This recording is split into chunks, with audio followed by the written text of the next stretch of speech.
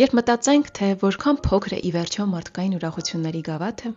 որքան արագ է այն լցվում արցունքներով, որքան հեշտ է չորանում մինչև հատակը, այն ժամանակ չենք դատապարտի ինքներս մեզ թեյի բաժակին այդքան մեծ նշանակություն տալու համար։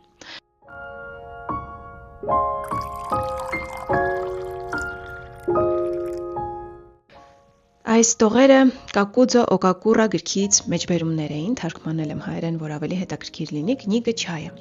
Սա նոն-ֆիքշն գրականություն է, կարդացել եմ 2 գլուխ ու այսօր խոսելու ենք այդ 2 գլխի մասին։ Օկակուրան չայը դիտարկում է ոչ թե որպես ըմպելիք, այլ որպես ապրելու ձև։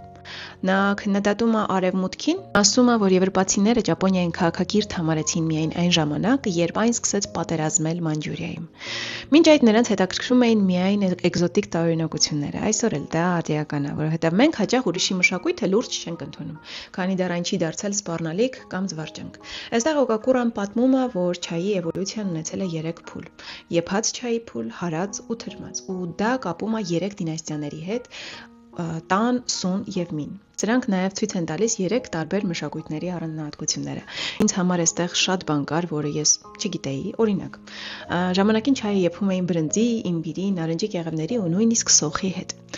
Իսկ մոնղոլական արշավանքները ոչնչացնում են Չինաստանի թեիզմի բարձր մշակույթը։ Թեյը կորցնում է կյանքին իմաստ տալու կարողությունը այն ժամանակ, գրում է Օկակուրան։ Բայց Ճապոնիան փրկվելով մոնղոլներից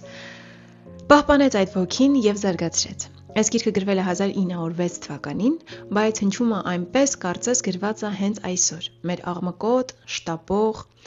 պատերազմներով ու անտարբերությամբ լի աշխարհի համար։